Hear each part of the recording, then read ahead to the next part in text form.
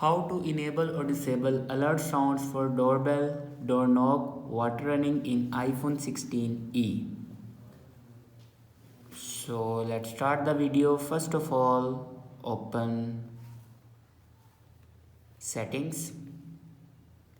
In settings, you can see the option accessibility. Now click on it and then scroll down and click on sound recognition. Now click on sounds and here you can see the option doorbell, doorknob and water running. If you want to enable and disable alert sounds, then simply click on option and here you can enable or disable your sounds. So this is the way to enable or disable alert sounds for doorbell, doorknob, water running in iPhone 16e. I hope this video is helpful for you. Thanks for watching.